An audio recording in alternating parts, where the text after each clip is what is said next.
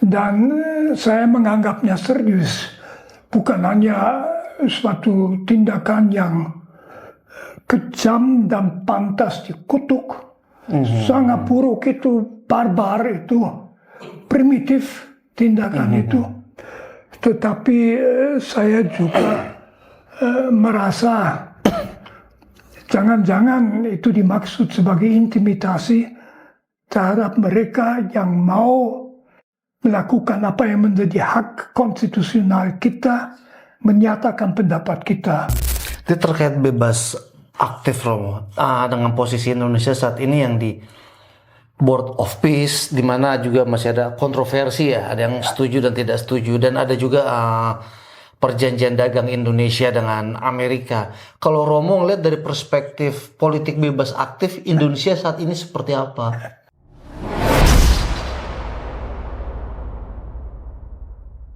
Selamat siang, Romo. Terima kasih atas kesempatan waktunya ini.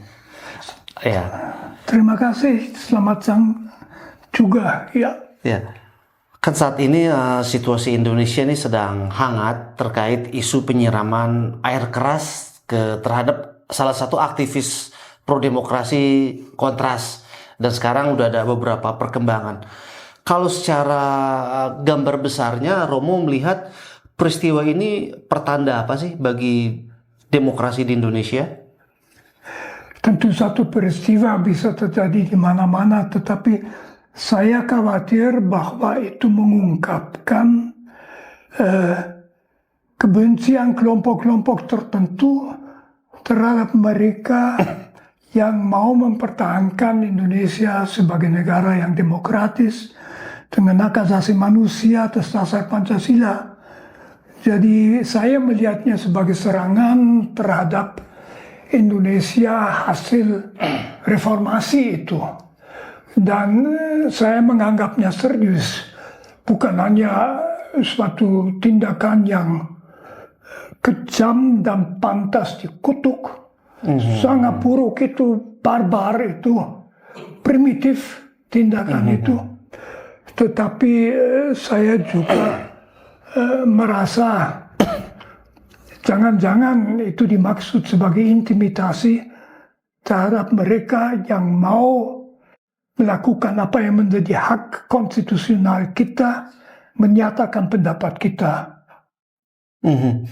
Romo melihatnya peristiwa tersebut saat ini kan polisi maupun militer itu tengah mendalami penyelidikan.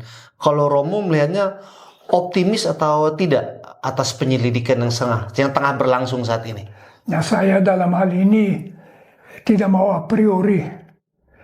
Bisa juga bahwa kedua belah pihak berusaha untuk menanganinya secara wajar.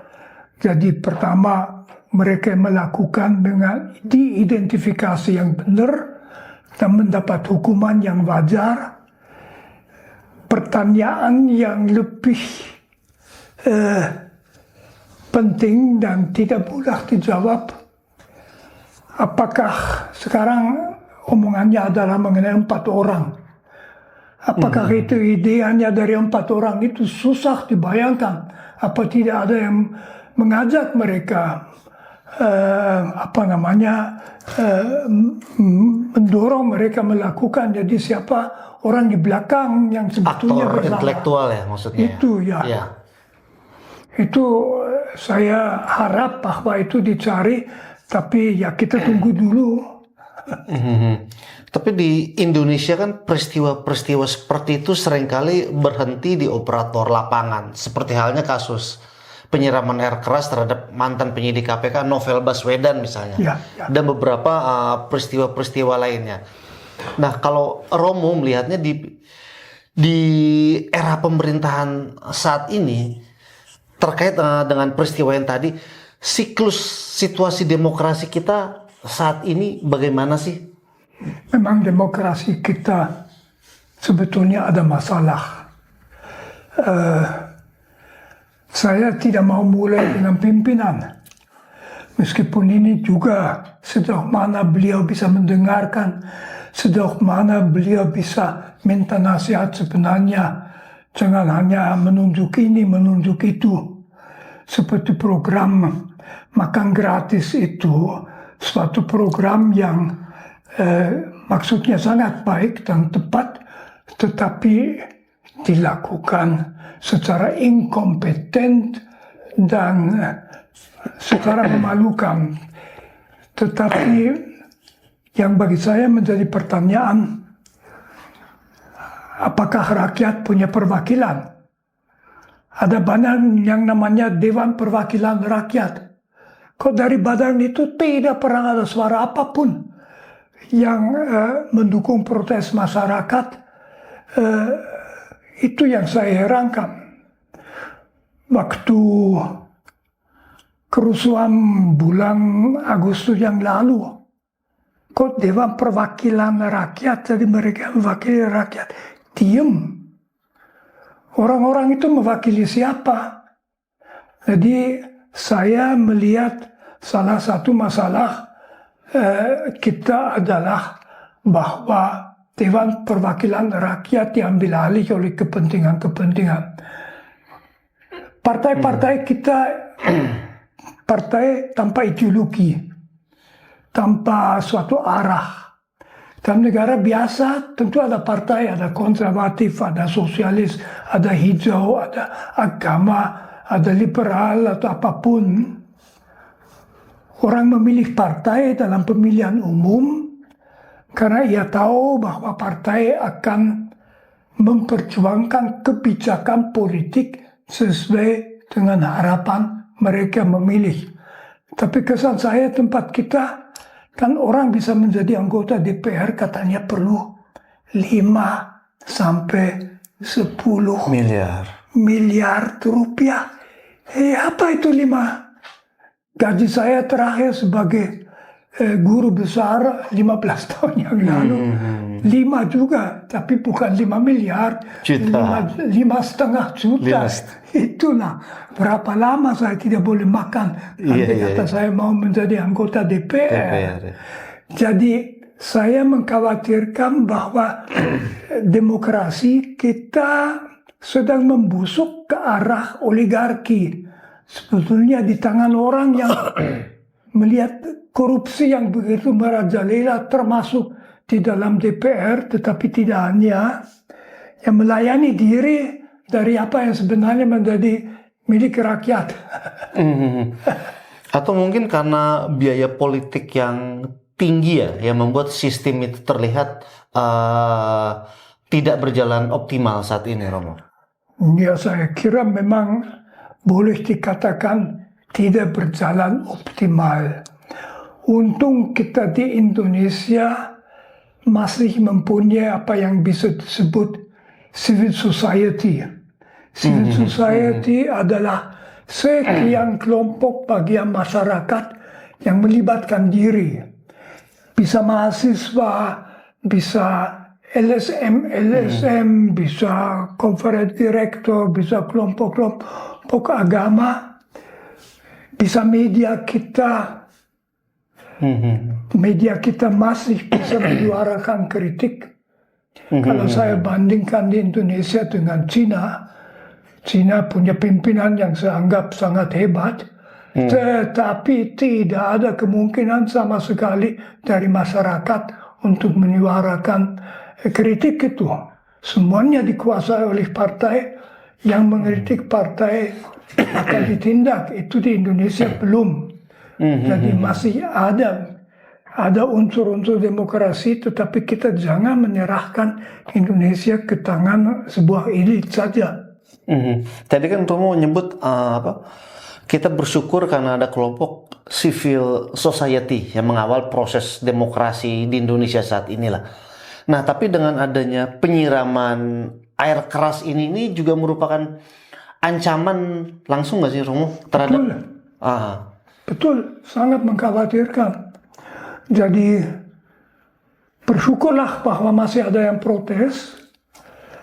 Tindakan seperti penyiraman itu bisa juga menjadi pesan bagi yang lain-lain. Lihat saja yang mereka alami, kamu bisa alami itu juga. Jadi itu intimidasi, itu kemungkinan. Kita masih punya media yang berani mengkritik, yang belum dilarang. Saya mengharapkan bahwa memang tidak terjadi larangan, tetapi kekhawatiran saya juga ada kekhawatiran itu.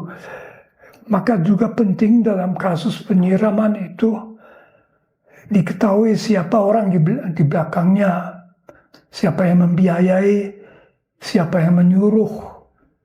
Saya sulit percaya bahwa 4 anggota TNI biasa mendapat ide seperti itu.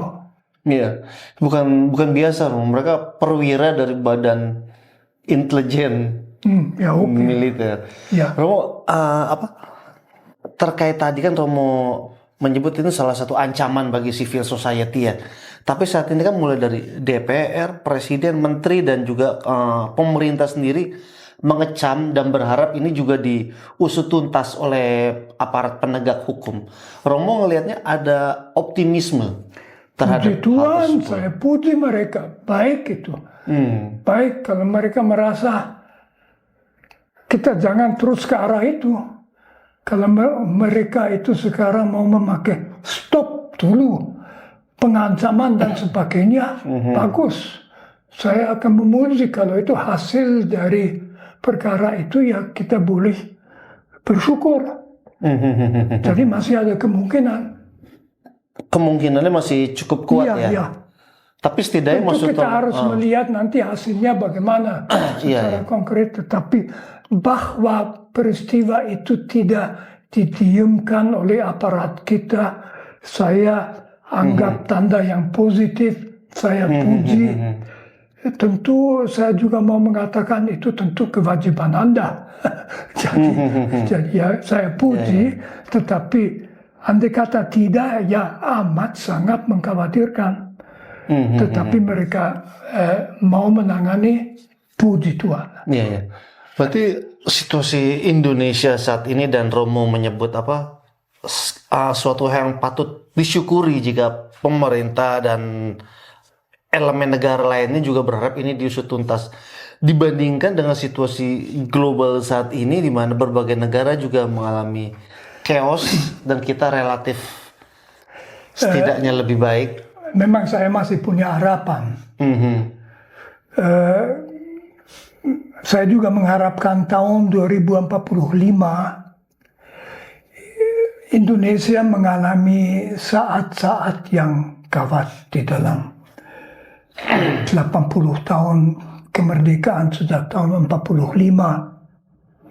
Saya sendiri datang ke Indonesia tahun 61. Macam-macam hal yang mengkhawatirkan.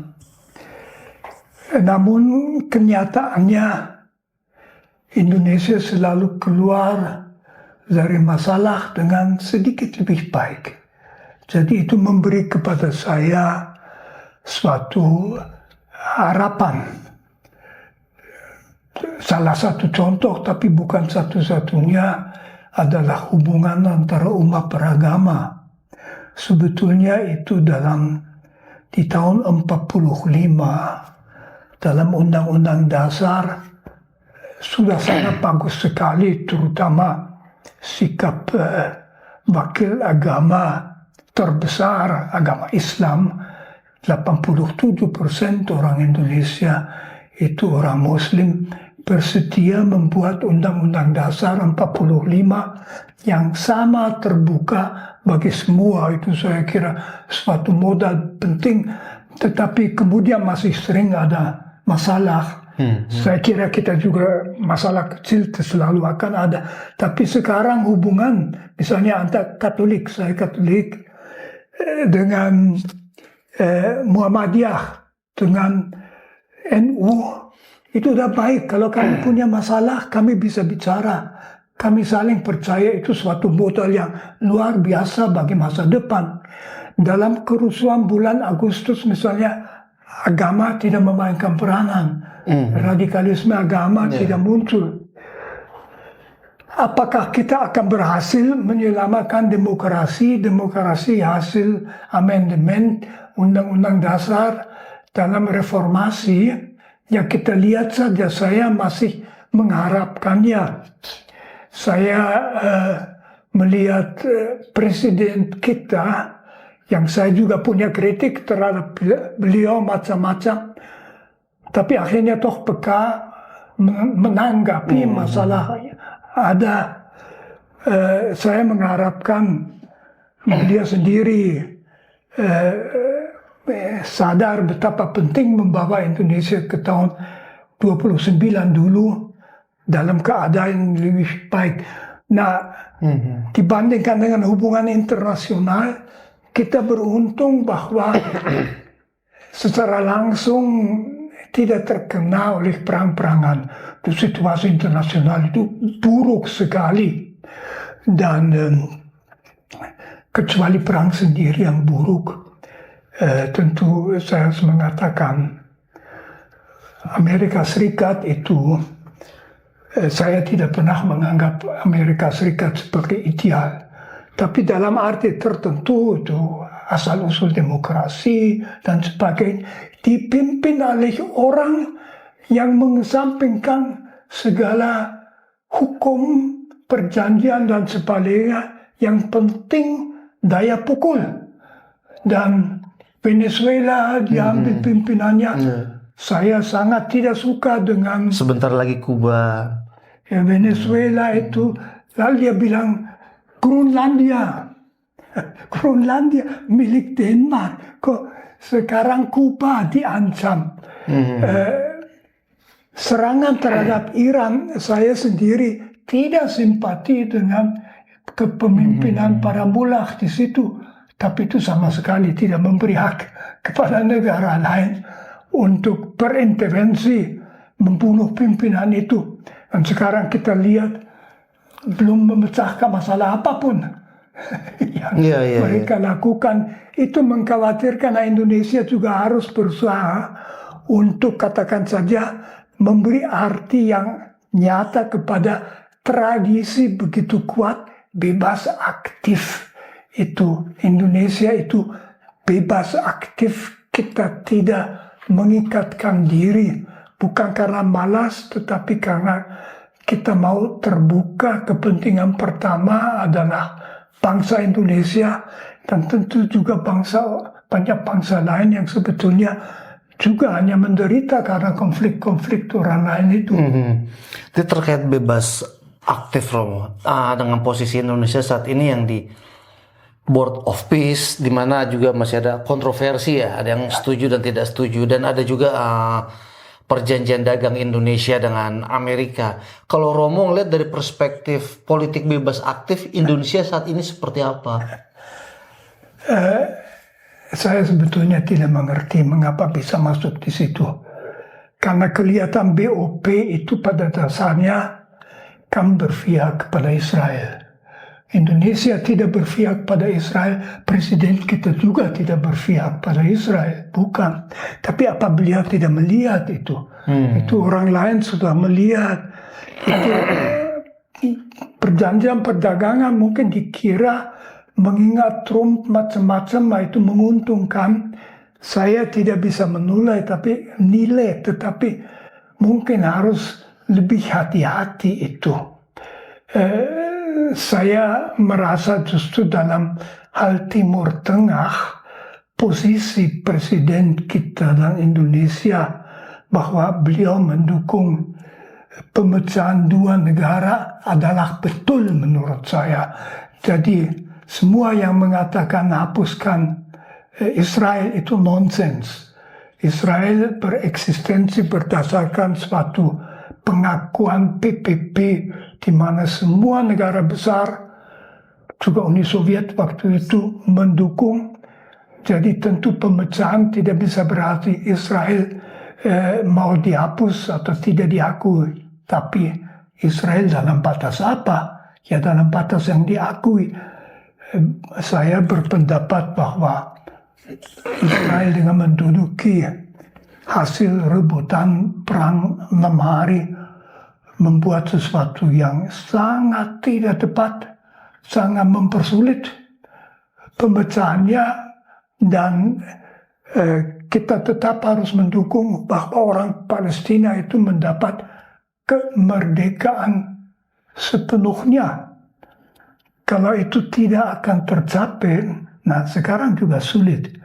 Karena di daerah Palestina, antara West Bank dengan Gaza. batas Israel yang tahun 49, itu tinggal, kalau saya tidak salah, sekitar 3 juta orang Palestina. Kebanyakan Islam, tapi juga Kristen cukup banyak di situ. Nah, sekarang sudah diizinkan 700.000 orang pemukim yang ke sana, dan itu semua orang fanatik. Dan orang itu juga sering menyerang orang-orang Palestina tanpa alasan.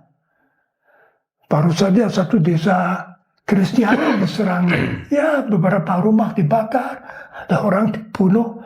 Polisi Israel sepertinya nggak melihat itu, kebetulan melihat ke kanan, padahal kebakaran di sebelah kiri. Nah, ini sangat sulit. Saya tidak tahu bagaimana keluar. Masalah Gaza saja. Serangan Hamas terhadap Israel tanggal 7 Oktober itu, dalam pandangan saya jahat. Jahat betul, membunuh orang sipil. Antara lain membunuh 250 pemuda dan pemudi yang lagi suatu festival. Ya, dibunuh. Oke, jelas akan ada pukul. Tapi apa yang dilakukan Israel ya tidak bisa dibenarkan. Menghancurkan seluruh Gaza itu dalam untuk bisa menghancurkan Hamas. Ya, di situ dari pihak kita sudah jelas kita tidak bisa mendukung itu.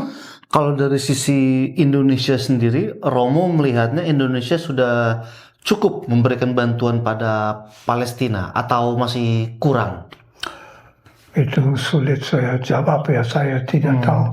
Indonesia tentu berpihak pada Palestina, tetapi bagaimana secara nyata Indonesia punya rumah sakit di sana yang saya kira juga sudah dibom ya, dan sebagainya. Jadi itu sudah bagus.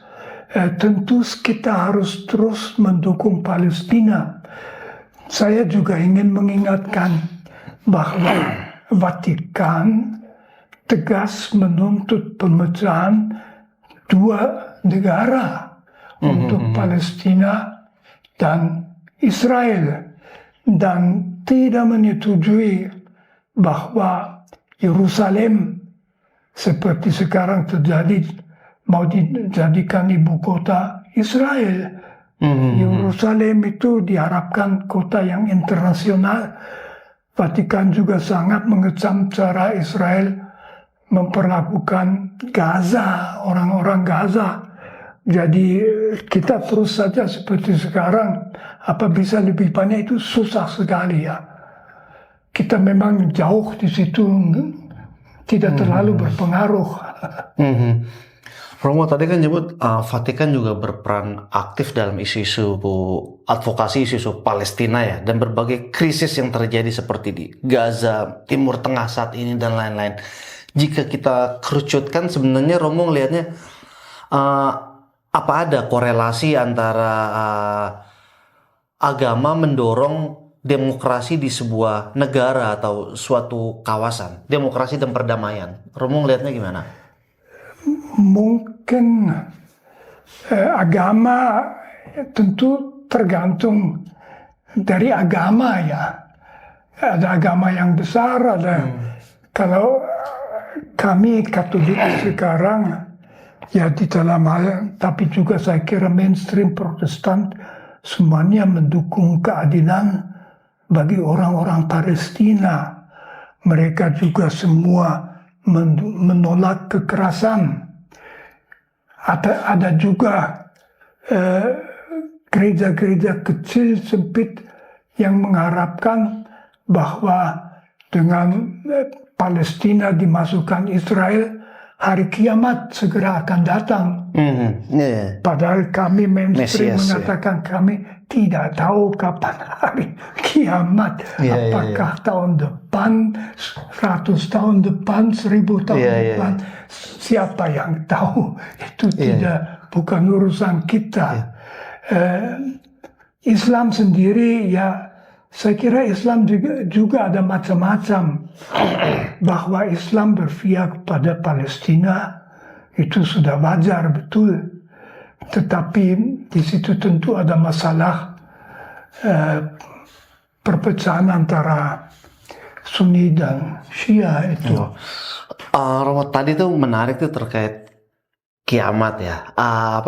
Banyak juga analis yang melihat apa yang terjadi perang Iran dengan Amerika dan Israel saat ini, jika kita melihat dari perspektif geopolitik itu agak sulit. Tapi ternyata ada juga kemungkinan ini bagian dari pengkondisian Yudeo-Kristen Amerika dan Yahudi di Israel untuk menciptakan kondisi agar Mesias datang ke bumi dengan adanya perang ini. Kalau Romo ngeliatnya gimana sih dari perspektif teologis? Terus terang saja menurut saya itu nonsens. Nonsens. Tidak perlu ditanggapi. Tidak ada dalam kitab suci gereja-gereja besar. Bukan hanya gereja Katolik, tetapi juga gereja Protestan besar, Lutheran, Calvinis. Semua tidak percaya. Itu kelompok-kelompok kecil. Sekte-sekte, gereja-gereja tertentu yang punya pandangan seperti itu. Mereka yang mendukung Trump juga mungkin karena itu. Saya anggap itu nonsens, jadi malah tidak perlu ditanggapi secara serius. Yang kiranya jelas bagaimana akhir umat manusia, kita tidak tahu. Kita jangan mengharapkan bahwa itu suatu peristiwa di mana mendadak di atas langit itu akan kelihatan Tuhan. Saya juga tidak tahu bagaimana Tuhan mau kelihatan di situ. Tidak, saya kira itu nonsens, tapi nonsens yang berbahaya karena bisa memberi legitimasi religius terhadap Israel. Di mana di Israel sendiri ada kelompok barusan belum begitu lama yang mengatakan, ya kami berhak atas daerah Palestina karena itu oleh Tuhan diberikan kepada Musa. Itu kalau nggak salah 3.000 tahun yang lalu. Itu semua tidak lagi berlaku. Tetapi dipakai untuk menindas orang Palestina, yang berbahaya sekali. Iya. Jadi kalau dari perspektif Katolik sendiri untuk yang Mesias datang ke bumi itu tidak mungkin, mustahil, itu dibuat-buat. Tidak mungkin, tidak usah dipikirkan. Yang perlu dipikirkan menurut Katolik, mungkin juga banyak Protestan, supaya Tuhan berbelas kasihan dengan kita masing-masing. Karena kita masing-masing tahu kita bukan orang tanpa dosa, tetapi akhirnya dipanggil Tuhan. Dan itu sebetulnya sudah kiamatnya itu. Jangan diperkirakan suatu peristiwa dahsyat di dunia. Mungkin masih bisa direkam dengan televisi. Romo tadi menarik salah satu, ini masih bicara soal peran agama ya. Tadi yang Romo bicara itu hal tidak mungkin lah. Tapi juga kelompok kecil yang Romo sebut tadi itu hanya sekte, kelompok kecil suatu agama yang berpandangan seperti itu. Tapi di beberapa tempat seperti di Amerika itu memiliki pengaruh kuat dan mereka berkuasa seperti WASP, White Anglo-Saxon Protestan. Di Israel juga ada kelompok Askenazi, Yahudi Askenazi. Romo ngelihatnya bagaimana sih seperti itu? Nah ya, kita punya segala macam golongan. Saya mengharapkan bahwa yang lain-lain jelas tidak mengizinkan. Amerika Serikat adalah suatu demokrasi.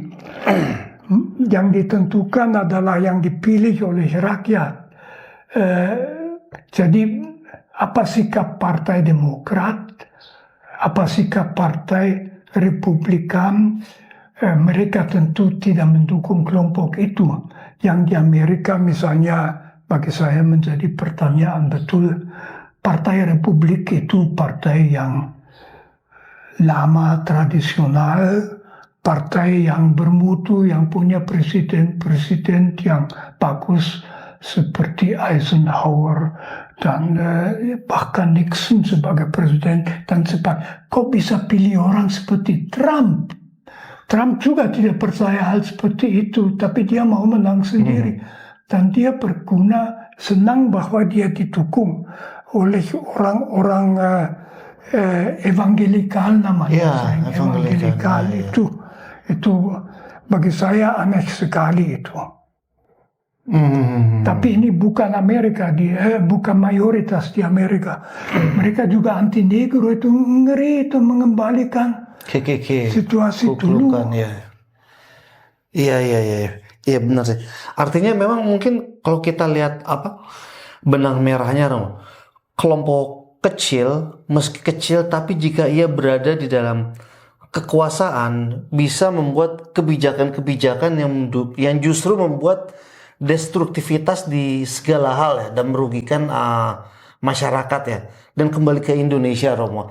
Kalau Romo, sebentar, itu benar, tetapi dalam demokrasi itu tidak benar. Karena dalam demokrasi yang menang adalah mayoritas. Dan kelompok-kelompok kecil itu seperti itu bukan mayoritas. Memang saya tidak mengerti di Amerika, katanya lebih persentase Katolik yang memilih Trump lebih besar daripada persentase nasional. Di Indonesia, Katolik yang memilih Pak Prabowo 62%, nasional 58%. Ya, jadi oke, saya tidak tahu.